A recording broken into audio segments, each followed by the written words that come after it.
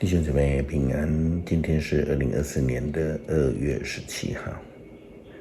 今天的经文是诗篇25篇第1节到第10节，诗篇32篇，马太福音第9章第2节到13节。今天要跟大家分享的主题是赦免。在大灾节期基督信仰里面最重要的课题就是认罪悔改，等候赦免，感恩蒙福。我们想象一下，在法庭上面有一个被告，如果被法官宣判无罪，当庭释放，相信当事人以及其家人必定会兴高采烈的欢呼。诗篇32篇，大卫的诗篇这样提到，标题写认罪与宽赦，罪恶蒙赦免，过犯被宽恕的人，他是多么的有福啊！心里没有诡诈，不被上主定罪的人，他是多么的有福啊！我闭口不认罪的时候，终日哭泣，身心疲乏。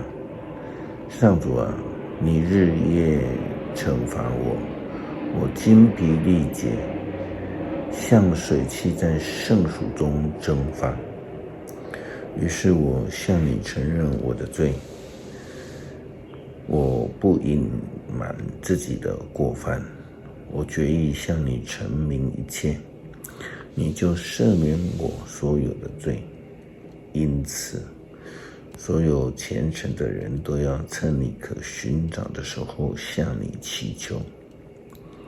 洪水泛滥的时候，就不至于被淹没了。你是我藏匿的地方，你一定会救我脱离灾难。我高声歌颂你的拯救，因为你慰抚我。上主说，我要指示你该走的道路，我要教导你，时时的规劝你，不要像罗马那么无知，必须要用绝环计、头管术才能驯服。作恶的人一定要遭受许多的痛苦，信靠上主的人却有慈爱环绕他。义人要因上主的作为欢喜快乐。所有站着的人，你们都要欢呼。义人要蒙上主的喜悦，也要因为上主的作为而欢喜快乐，因此要高兴欢呼。在马太福音第9章第2节到13节，记载了2段完全不同的故事。第一段呢，是有关于一个被抬着躺在病床上的瘫痪半身不遂的人。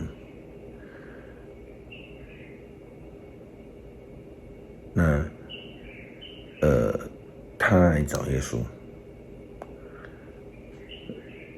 第二段是记载耶稣基督呼召罪人税吏马太的故事。看起来这2段故事并不是很有相关性，但是事实上都是在谈论罪，也在谈论义。圣经的经文这样子的记载，有人抬着一个躺在床上的瘫痪病人到他的面前，耶稣看出他们的信心，就对瘫痪的病人说，孩子，放心吧，你的罪蒙赦免了。有几个经学教师心里想，这个人又说了狂妄的话，耶稣知道他们心里在想些什么，就问：你们为什么怀着邪恶的念头呢？对这个人说，你的罪蒙赦免容易，或者是说起来走容易呢？我要向你们证明，人子在地上有赦罪的权柄。于是他对那瘫痪的病人说：起来，拿起你的床回家去吧。那个人就起来回家去了。看见的人都惊奇害怕，他们颂赞上帝，因为他把这样的权柄赐给人。下面这一段的标题是耶稣呼召马太。耶稣离开那里，再往前走，看见一个收税的人，名叫马太，坐在税关上。耶稣对他说：来跟从我。马太就起来跟从了耶稣。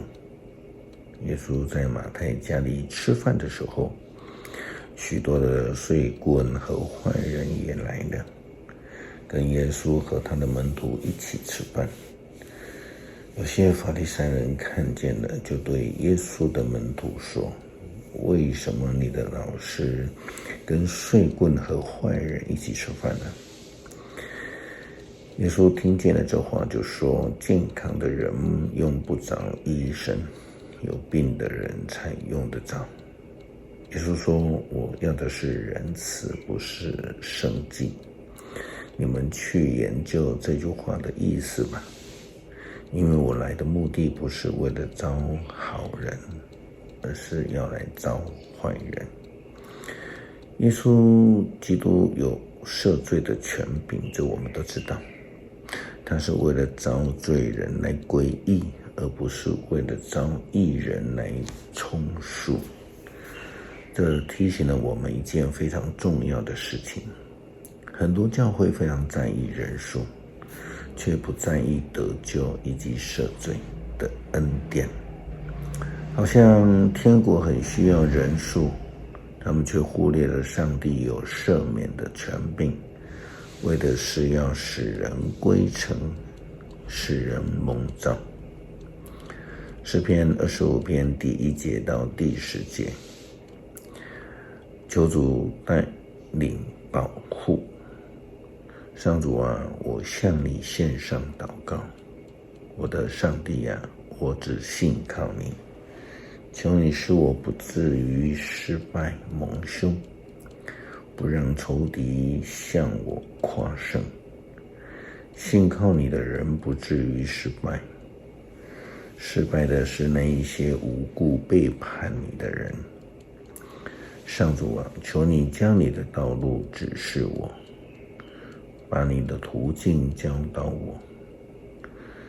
求你引领我走在你的真道上，因为你是拯救我的上帝。我日夜仰望你。